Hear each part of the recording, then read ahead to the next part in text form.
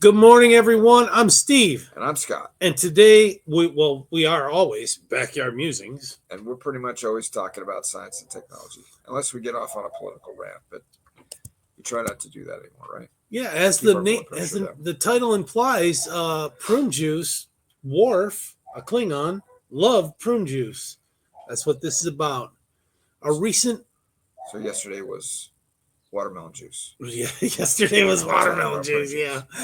A recent Penn State study shows that eating just 4 to 6 prunes daily can help postmenopausal women preserve bone density and strength, significantly lowering their fracture risk. Using advanced 3D imaging, researchers found that prune eaters maintain, I've never heard that before, prune eaters, maintain bone quality in crucial weight-bearing areas, like the knees and the hips, outperforming those who skip the fruit.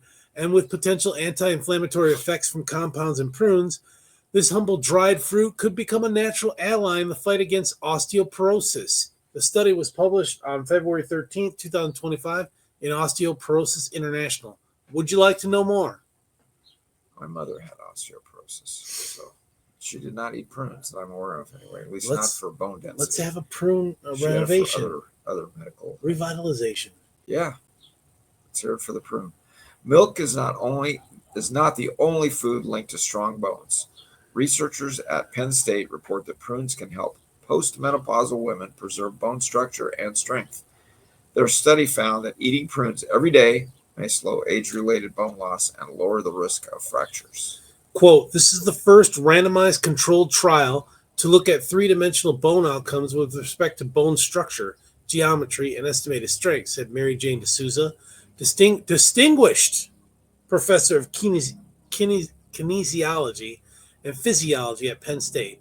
Continuing the quote, in our study, we saw that daily prune consumption impacted factors related to fracture risk that's clinically invaluable. Bone tissue constantly renews itself through remodeling. Specialized cells called osteoblasts and osteoclasts remove old bone and replace it with new material. As people grow older, the balance shifts and bone breaks down faster than it can rebuild.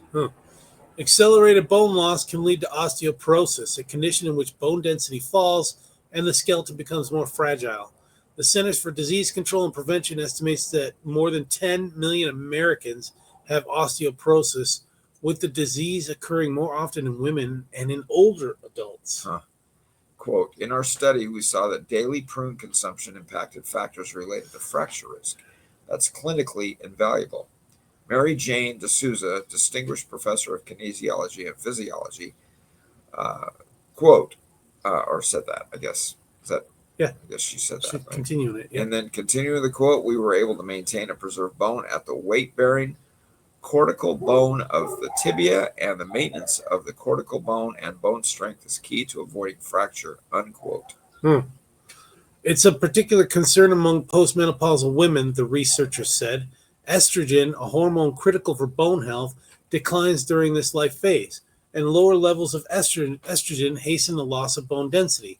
While there is medication available to treat osteoporosis, the researchers said that many women who should be taking it aren't. And I know that men can take testosterone, like a gel, they spray it on. I've heard of this. I don't know, but I've heard you can spray it on and rub it on. Not that you have any experience with that. But I wonder why they don't have the same thing for estrogen for women. I don't know. Prunes offer a promising alternative, according to D'Souza.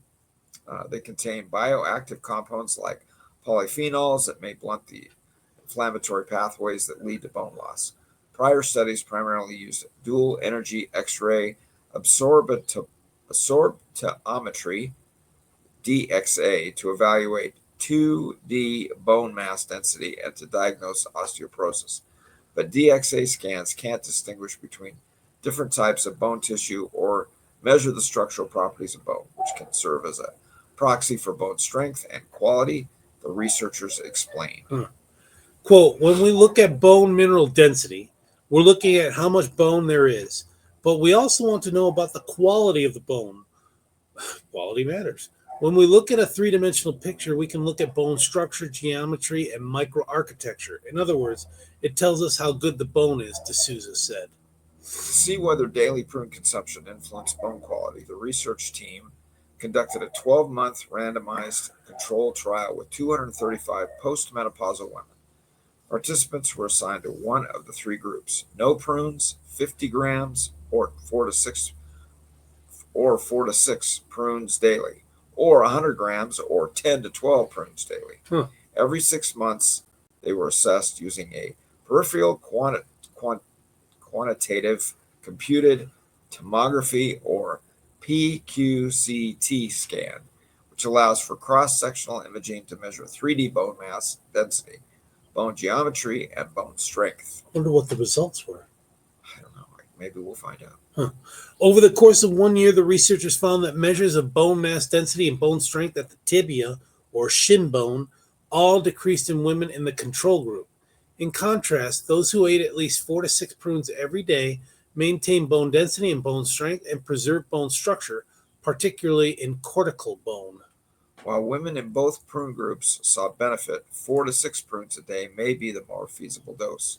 Women in the 100-gram group dropped out of the study at a higher rate because they got bored with incorporating so many prunes into their daily diet. And, maybe they were not happy with what the other thing that prunes help you do, right? Oh, the softening of the stool? Yeah. Yeah. Well, these obviously weren't Klingon women. Right? Okay. Obviously. I guess. Quote, "It's pretty exciting data for a 12-month study," D'Souza said. "We were able to maintain and preserve bone at the weight-bearing cortical bone of the tibia, and the maintenance of," this is like a repeat, "maintenance of cortical bone and bone strength is key to avoiding fracture. Prune consumption could also potentially reduce the risk of osteoporosis, D'Souza explained, but more research is needed." With this paper, the research team is built on a suite of studies that investigate the relationship between prunes and bone health. In a prior study with the same cohort of women, the research team demonstrated that daily prunes consumption for a year also preserved total bone mass density at the hip. They've also investigated potential mechanisms behind prunes' bone protective effects, including how prunes influence bacteria in the gut microbiome. D'Souza said that they hope to continue to expand on these findings in future studies. So, interesting. When my mom broke her hip, she actually broke both of them, not at the same time. And so it was the same thing. Oh, she fell and broke her hip. Mm-hmm. Then the next time, I was standing in front of a guy, and if I said his name, you'd recognize the name. He's passed away now, but he was a chiropractor. And I said, "Yeah, my mom fell and broke her other hip." And he said, "Well, your mom's 80-something years old, and it's more like the hip broke and your mom fell." Oh. So her bones were, like I said, she had osteoporosis, and it's more prevalent in her back because she had a decompressed spine too. But so her hip broke, and that's what caused her to fall. Yeah. So, which made sense to me after he said that. So, just for all of you out there, chances are if your hips are breaking or your bones are breaking and you're not doing much except just walking around or tripping or whatever, it's just got weak bones. So eat prunes, drink milk, take vitamin D. Ice cold milk, vitamin D. Yeah. We've had that segment too. All right. Thank you, folks. We'll see you in the afternoon. Take care, everyone. Thanks.